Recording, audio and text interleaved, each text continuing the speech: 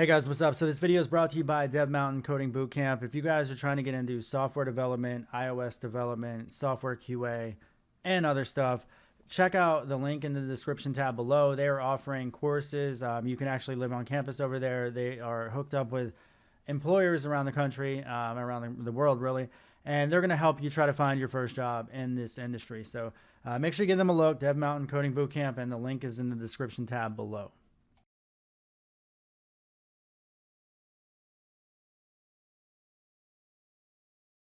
Hey guys, what's up? Good evening. So in this video, I'm answering the question of C++ versus Rust. I get this question a lot. I programmed in both of them, not an expert in either one. In fact, I would consider myself a beginner developer in both of them.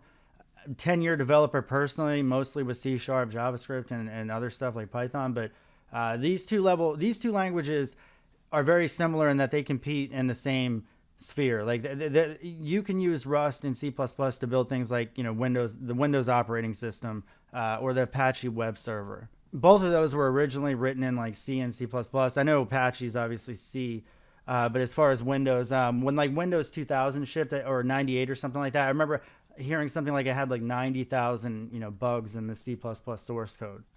So why would they use a language that is more difficult than other languages that could have probably simplified their code base? And the reason is they needed that raw speed, they needed the memory management, they needed the concurrency, parallelism. And if you're going to do the C++ route, you're going to have to probably go the harder route when it comes to trying to build something that is like truly concurrent. Rust is going to hold your hand. So if that is your goal, to try to build something like state of the art, then I think Rust is going to win, only because it's going to hold your hand again. Like I said, it's going to allow you to write code in a better way so that it runs faster than C++ for the most part. Now, there's arguments out there that Rust benchmarks are just highly optimized compared to C++, and that like C++ could be written in a way to compete with Rust's raw speed. And that may be true. That may not be true. I'm not sure. But the bottom line is that Rust out of the box is built to be like blazingly fast, and it's built to be with immutability by default. You're built, you're designing things from the ground up, so you don't have race conditions and things like that normally bite you when you're dealing with very, very complex systems using something like C and C++.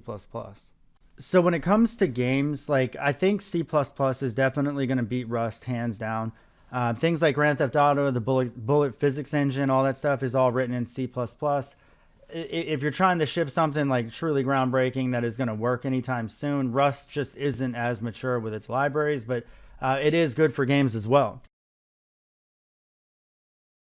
So WebAssembly is the new hotness on the block when it comes to web development, because it's going to allow us to play games and do virtual reality inside the browser and just have much better capabilities than we've ever had before. And the good news is that a lot of video games that are written in C++ and now games that are now cropping up that are written in Rust, they actually compile to WebAssembly right now. I have a video that shows how to do that with C++, and you can compile it to this WebAssembly and then load it via your JavaScript and run it in the environment. So to see an example of an actual Rust game using WebAssembly inside the browser, this is a game called Funky Carts, and I mean, you're not going to see Grand Theft Auto 5 here, but I mean, this dude wrote this thing in Rust. It's, I don't know what I'm doing. Kind of a terrible game. Yeah, so it's basically like a jumping game. So also when you're talking about video games and when we're talking about, okay, what is the easiest route? Easiest route is probably going to be Unity with like C# or JavaScript trying to write your games, but your games aren't going to be cutting edge in the sense that they're not going to be as good as like something like Unreal Engine, which is straight raw C++, and like it's just a better, faster engine than Unity, because Unity is also written in C and C++, but there's a wrapper around it, and the wrapper is what you're actually programming. But anyway, Unreal Engine is always like a step ahead of Unity Engine. Unreal Engine uses C++ for real-time games, like big-time AAA titles. Unity has like, I think maybe a couple AAA titles, but for the most part, it's like indie developers. Very good engine though, probably the easiest route. But if we're talking about Rust versus C++, again, C++ wins hands down because there's more games, there's more languages, there's like most games are written in C++ even now.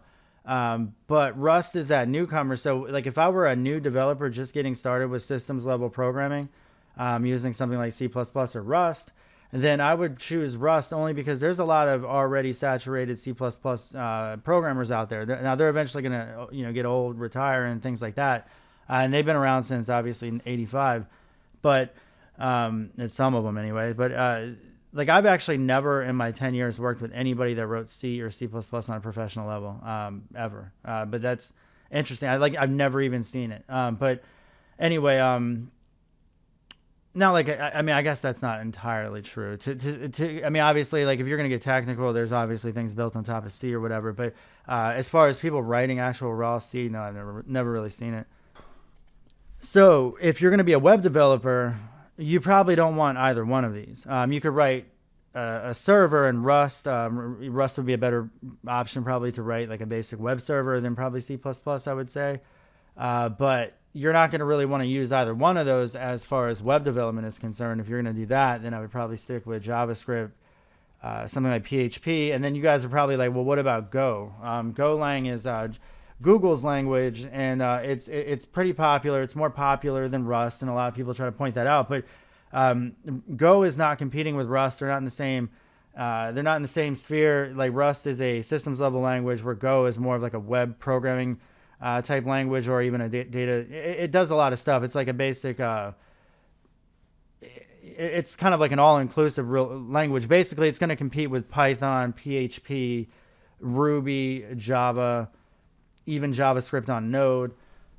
That's what it's competing against, though. But it's not competing against Rust or C++. And where it would be competing with C++ for a company like Google would just be to simply get some of their legacy C++ code base updated to Go to make it easier, because they feel like their developers probably will have easier time writing some of that stuff. But anyway, Go is also very good for concurrency. And if you're going to build like a web server, like if I was doing like total web development and I wanted to be cutting edge, I would probably go with Go. But again, this is a video about Rust and C++, and it doesn't apply, but I know that you guys will raise that question. So it also goes without saying, in a perfect world, it would be nice to learn both. So C++ and Rust at the same time if you wanted to. I would recommend Rust for newer developers just because, like I said, like Rust, there's not a whole lot of opportunity yet, but there's also not a ton of developers out there. So when it comes to like Rust gaining traction, which it seems to be doing, as long as it keeps heading in that direction, then as a young developer hitting the market, like I want to have that niche, skill that other people don't have, So that's why I would say Rust maybe has a slight advantage to people just getting started.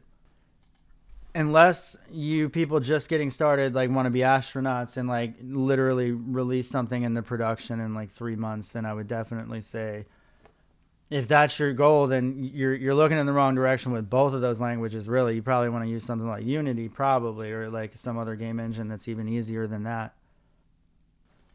Because let's be real, ain't nothing major being made in 3 months. In fact, if you're a beginner developer, you're just going to realize in like 3 months that, wow, that I learned a lot, but I completely failed.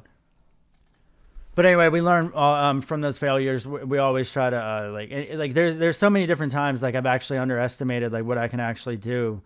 Like in a specific, like I always like there's been times where I've said that I can get something done quicker than I originally anticipated. So that was actually something as a beginner developer that I had to adapt to real quick. Was like, dude, okay, like I think I can get this done in a day, but I'm gonna say 3 days.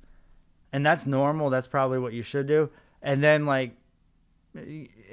even then, like my day was like overestimating, you know what I mean? It was like, it was more like when you include meetings and all this other stuff and complexities and these requirements that I didn't know about, then you end up, you're like, oh damn, I should have asked for like a week probably and then said 3, right? Or basically, and when I say ask for it, you ask yourself, because I mean you're always like challenged with how long is it going to take you to do something as a developer, and that's one of the hardest things to try to gauge, because you're always asked to do something you've never done before in some way or some way, shape, or form, and there's always this uncertainty like with that, but you still have to give estimates to the best of your ability. So you guys will see when you hit the production real world market that like there's these uncertainties, but then you still have to give certainties where uncertainties lie, and like that's a tough spot to be in. All right, guys. So my final thoughts is that, like, when it comes down to it, like, if I had to choose between Rust or C++, if I have professional ambitions to either get in the job industry anytime soon, or to try to build an actual product that I'm going to ship very quickly, then I'm going C++ all the way. I mean, C++ is not going anywhere. Like, it's only gaining popularity, really, it seems like. And then finally, if you're a beginner web developer, you probably don't want to choose either one. If you're somebody who feels like you have years on your hands, then I don't think it's ever going to be a bad thing to learn Rust. But you do want to kind of monitor that situation, because you don't ever want to like pigeonhole yourself into, like, you know, your first language being like a dead language. And that is definitely, Rust is still a high risk language compared to like Python or PHP or something like that that's used all over the place. All right, guys, that's really it. That's all I got tonight. Just if anybody has time, check out my latest course, Web Development in 2019, from start to finish. Have a lot of stuff in there about all the latest web development. And if you guys have questions or anything, feel free to reach out. But anyway, guys, thanks for watching. Have a good night. Bye.